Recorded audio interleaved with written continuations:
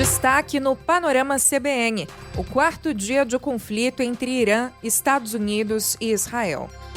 O PIB brasileiro que avançou menos que o esperado. E as prisões dos indiciados por um estupro coletivo no Rio de Janeiro. Panorama CBN. Olá, bem-vinda, bem-vindo. Eu sou Nadédia Calado. Essa é a segunda edição do Panorama CBN e a gente te conta em menos de 30 minutos as principais notícias do dia. Chegamos ao quarto dia de guerra no Oriente Médio entre Irã, Estados Unidos e Israel, sem sinal de trégua e ultrapassando as fronteiras da região. O presidente americano Donald Trump deu uma coletiva de imprensa durante reunião com o chanceler alemão Friedrich Merz. Existe uma discussão sobre a entrada dos Estados Unidos na guerra e falta uma retórica unificada sobre o que levou à ofensiva contra o Irã e seus objetivos. É uma controvérsia agora, inclusive, internamente nos Estados Unidos. Trump alegou que a entrada foi pelo risco iminente ligado ao programa nuclear iraniano. E nessa terça, ele disse que a decisão de lançar o conflito foi dos americanos. Essa declaração contradiz o secretário de Estado dele, Marco Rubio, que disse na véspera a congressistas que os americanos resolveram agir por causa de Israel. O primeiro-ministro de Israel, Benjamin Netanyahu, rejeitou com deboche ao ser perguntado se Israel havia arrastado os Estados Unidos para a guerra com o Irã. Durante uma entrevista à rede americana Fox News, Trump afirmou que a ofensiva no Irã em parceria com Israel destruiu praticamente tudo no país do Oriente Médio, incluindo os chefes do grupo. O presidente americano reforçou que a ofensiva vai continuar pelas próximas semanas, com lançamentos de mísseis e drones. Nós estamos derrotando eles do ponto de vista militar porque estamos atirando contra os porta-aviões, estamos atirando contra a munição. Eu acho que o pior caso seria que nós fizéssemos tudo isso e depois quem assumir o poder é tão ruim quanto a pessoa anterior, não é? Isso poderia acontecer. Nós não queremos que isso aconteça. Isso provavelmente seria o pior cenário que podemos passar. E depois, em 5 anos, você percebeu que você colocou alguém e não foi melhor. A maioria das pessoas que tínhamos em mente para serem os líderes foram mortas. Então, nós tínhamos algumas pessoas em mente que foram mortas. Então eu acho que você vai ter uma terceira onda de ataques. A visita de Merz à Casa Branca é a primeira de um líder europeu desde o ataque. Trump disse que o líder alemão tem ajudado na guerra, permitindo que o exército desembarque em certas áreas. Trump, na mesma coletiva, fez duras críticas à Espanha, dizendo que pretende encerrar todas as relações comerciais com o país, porque o governo espanhol recusou o uso de bases militares por tropas americanas em operações ligadas aos ataques ao Irã. Trump também demonstrou insatisfação com o Reino Unido. Os britânicos autorizaram o uso de bases, mas a decisão foi classificada pelo presidente americano como insuficiente. E Marco Rubio informou que mais de 1.600 americanos já pediram assistência para retornar aos Estados Unidos. Ainda assim, o número de cidadãos que permanecem no Oriente Médio é considerado elevado e chega a cerca de 3 mil. Ao falar com jornalistas, o secretário pediu que a imprensa americana reforce a divulgação dos canais oficiais de contato para facilitar o atendimento aos cidadãos que permanecem na região. De acordo com Rubio, mais de 9 mil pessoas já retornaram em segurança do Oriente Médio para os Estados Unidos nos últimos dias. A mobilização ocorre depois de críticas de parlamentares e outras autoridades diante de relatos de americanos com dificuldades para voltar ao país.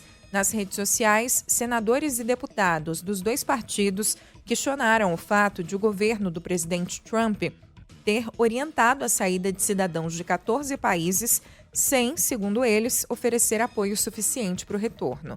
Em outro desdobramento da guerra, o Irã afirmou ter atacado o consulado dos Estados Unidos em Dubai. Rubio declarou até o momento que as informações indicam que um drone atingiu um estacionamento ao lado do edifício, provocando um incêndio. Segundo ele, equipes diplomáticas começaram a ser retiradas das instalações no momento em que a gente grava essa edição do podcast e não houve registro de feridos.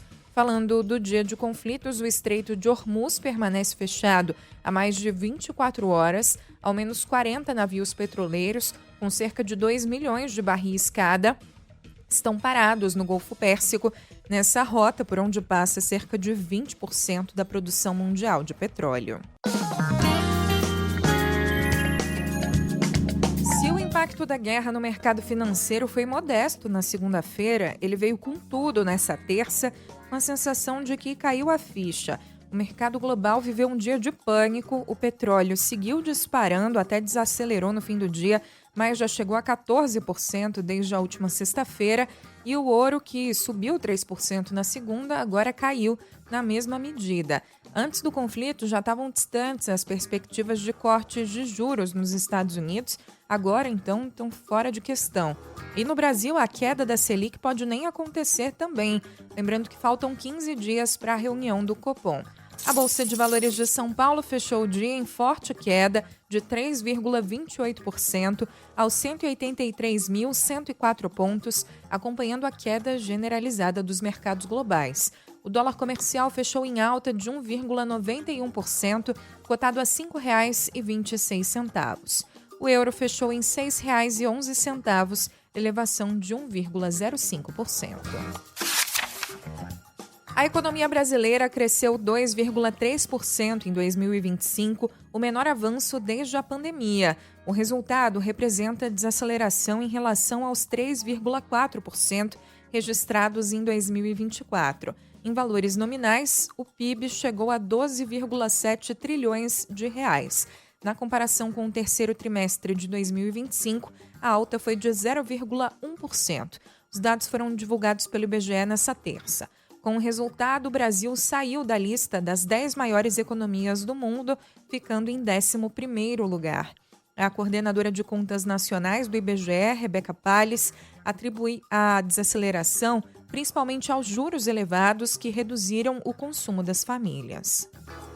Isso se deve a vários fatores, mas principalmente aos efeitos da política monetária restritiva sobre a economia. E a gente vê, um efeito maior sobre a economia no segundo semestre do ano passado. Olhando pela ótica da demanda, chama atenção a desaceleração do crescimento do consumo das famílias. Isso se deve aí principalmente pela política monetária restritiva e também o recorde de endividamento das famílias. O consumo das famílias cresceu 1,3% em 2025, bem abaixo dos 5,1% registrados no ano anterior. Entre os setores, a agropecuária foi o destaque, com alta de 11,7%. O setor de serviços avançou 1,8%, impulsionado por informação, comunicação e atividades financeiras. Já a indústria cresceu 1,4%, puxada pela extração de petróleo e gás. O PIB per capita, que representa a produção média por habitante, alcançou R$ 59.687,49. E a criação de empregos formais no país caiu 27% em janeiro, na comparação com o mesmo período do ano passado. Ao todo, foram geradas 112.300 vagas com carteira assinada. É o pior resultado para o mês desde 2023. Os dados foram divulgados pelo Ministério do Trabalho.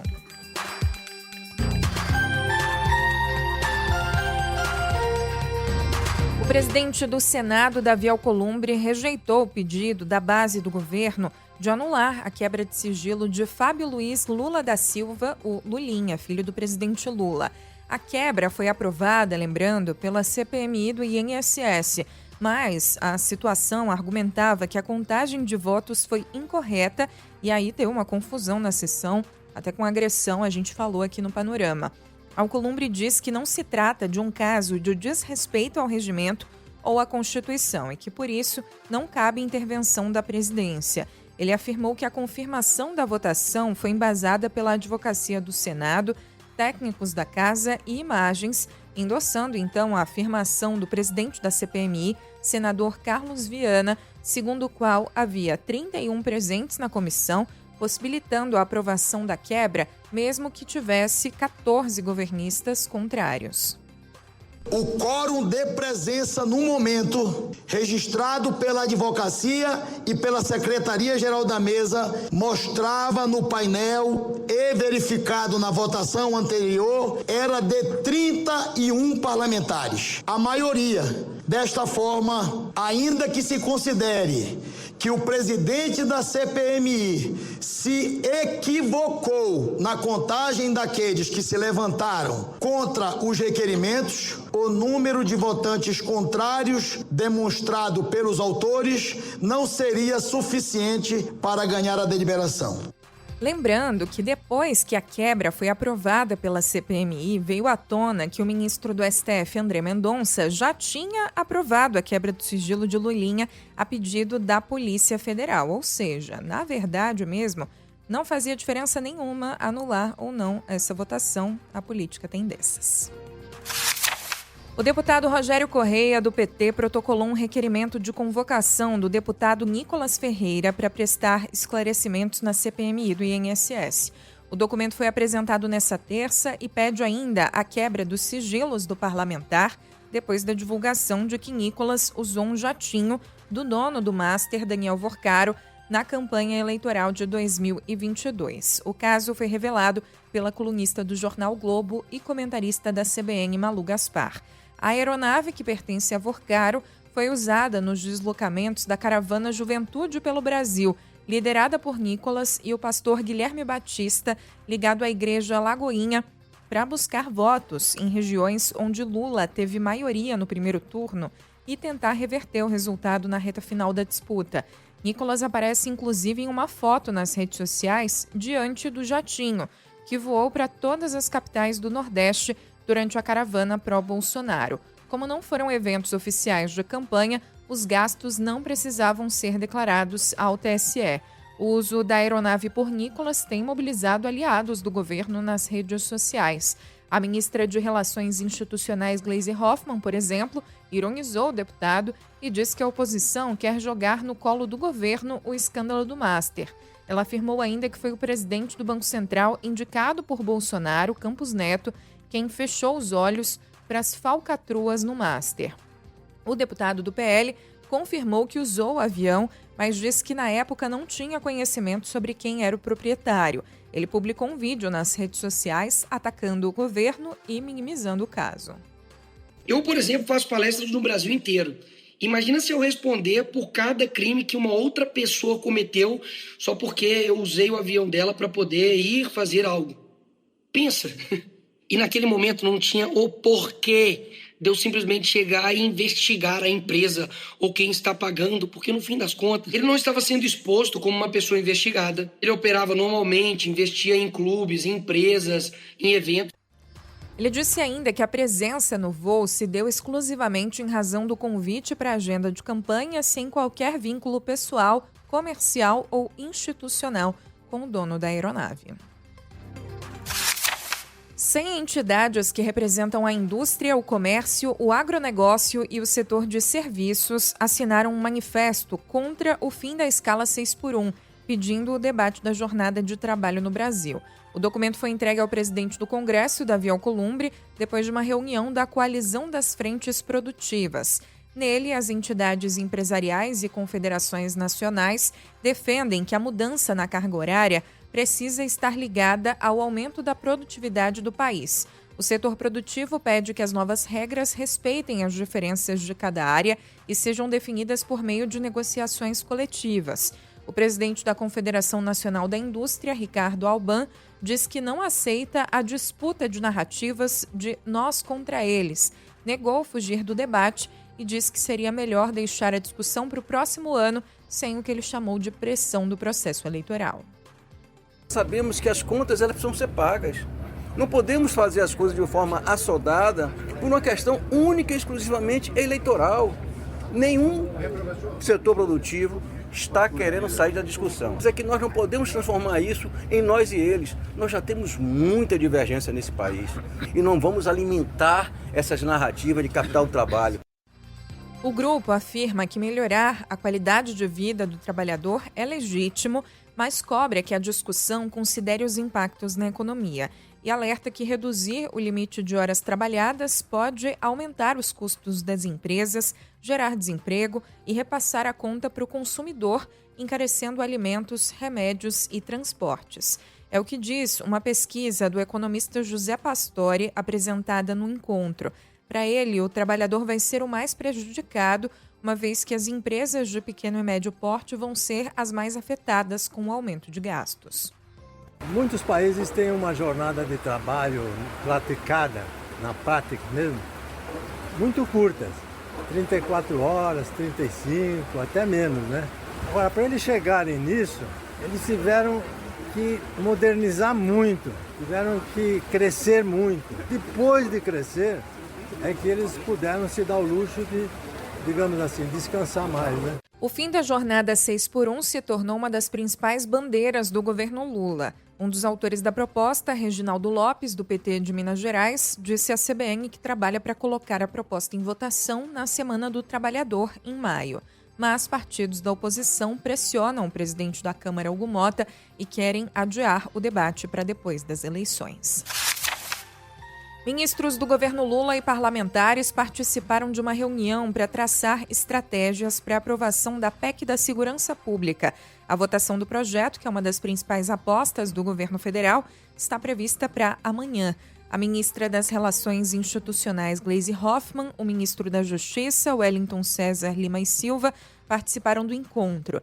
Na segunda, o relator da PEC, deputado Mendonça Filho, afirmou que vai manter a redução da maioridade penal de 18 para 16 anos na proposta. O Tribunal Superior Eleitoral aprovou as regras para o pleito desse ano com novas normas sobre o uso de inteligência artificial nas propagandas e postagens em redes sociais. A resolução proíbe nas 72 horas antes e nas 24 horas depois da votação a publicação ou impulsionamento de conteúdos produzidos ou alterados por IA com imagem, voz ou manifestação de candidatos e pessoas públicas, mesmo que identificados. Pela norma, toda propaganda que tiver conteúdo produzido por meio de inteligência artificial deverá informar de forma clara e destacada que o material foi fabricado ou manipulado com a indicação da tecnologia usada. José Carlos Simonin, subsecretário de Governança, Compliance e Gestão da Secretaria de Desenvolvimento Social e Direitos Humanos do Rio de Janeiro, foi exonerado nesta terça-feira.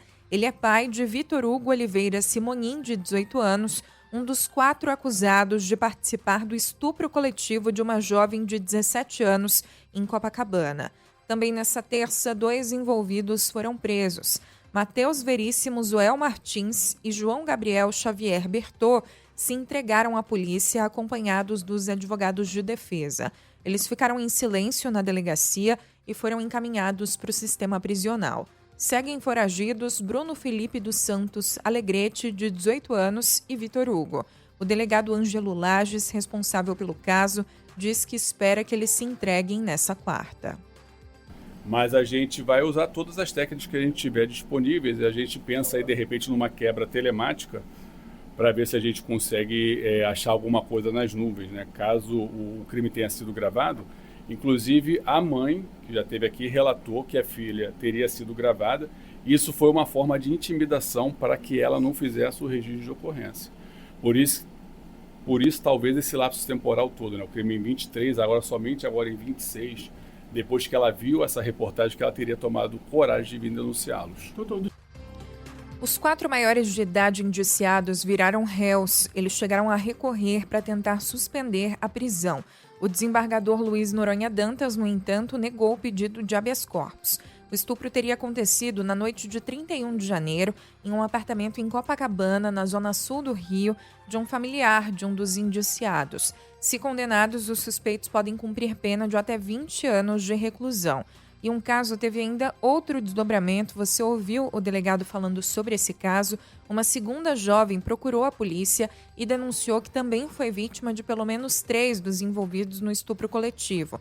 Ainda segundo a polícia, ela registrou ocorrência depois que o delegado Ângelo Lages pediu que outras vítimas se apresentassem.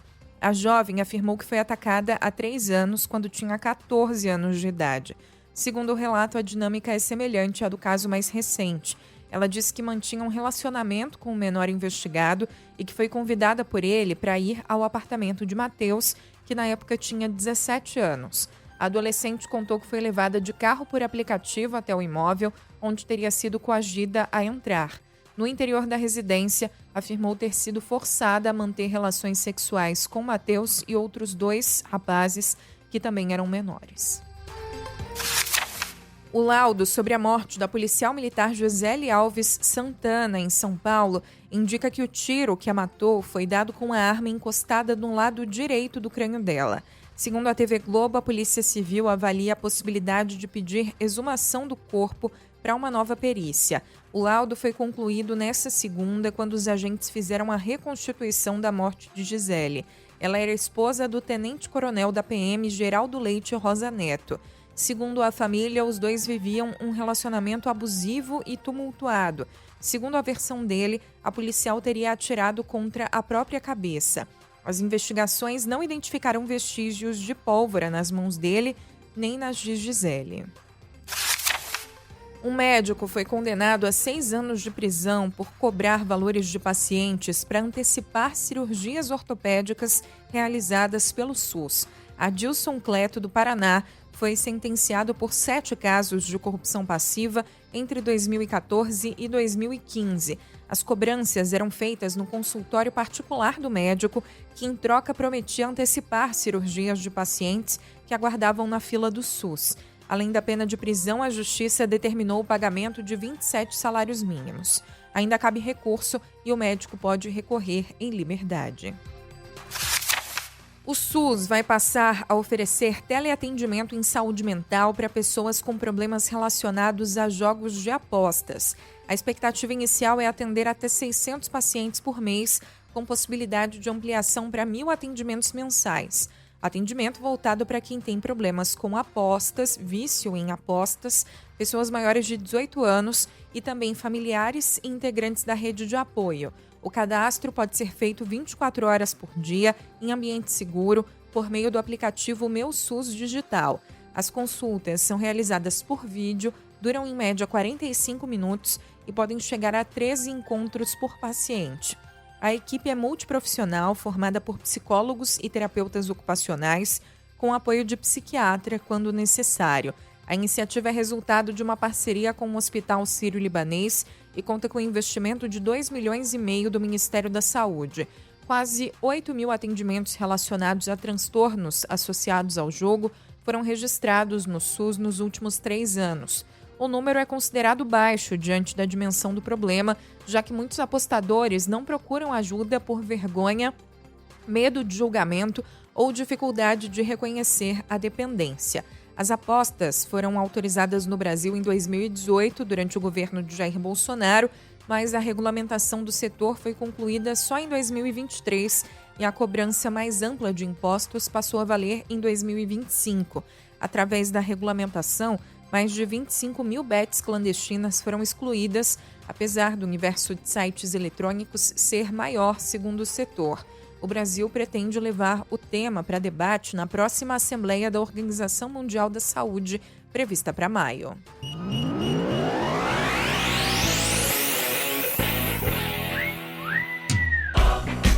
O Flamengo acertou a contratação de Leonardo Jardim, contratado para substituir Felipe Luiz depois da goleada por 8-0 sobre o Madureira na semifinal do Carioca. O contrato, a princípio, vai ser até o fim de 2027. Jardim deixou o Cruzeiro em dezembro e estava afastado do futebol por questões particulares.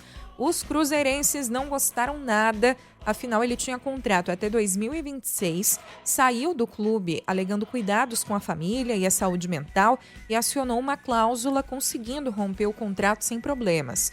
Em 2025, o português até prometeu que só treinaria o Cruzeiro no futebol brasileiro e agora está sendo chamado pelos cruzeirenses de Judas. E no Flamengo segue a repercussão da saída tumultuada de Felipe Luiz. O presidente do Flamengo, BAP, admitiu a responsabilidade pela demissão em um áudio que circula entre dirigentes do clube. A rusga entre a diretoria e o treinador começou no fim do ano, nas negociações de renovação do contrato, que foram difíceis, mas acabaram dando certo, mas só por 2 meses. O atacante Rodrigo sofreu uma lesão e está fora da Copa do Mundo de 2026. O jogador do Real Madrid sentiu dores durante uma partida e foi diagnosticado com rompimentos do ligamento cruzado anterior do joelho direito e do menisco. A LCA é uma das mais graves para um jogador de futebol entre as lesões, com tempo de recuperação variando em média entre 6 e 12 meses. A CBF se solidarizou com o atleta. Lembrando que a Copa do Mundo acontece em junho nos Estados Unidos, no Canadá e no México, com a seleção comandada por Carlo Ancelotti.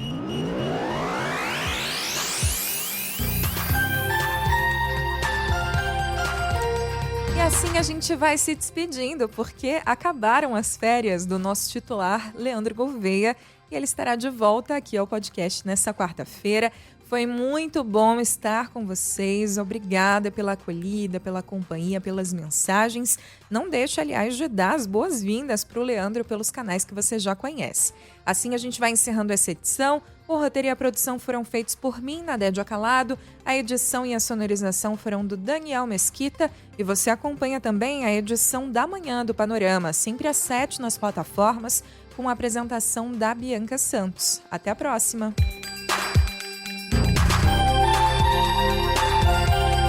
Panorama CBN. As principais notícias do dia em menos de meia hora.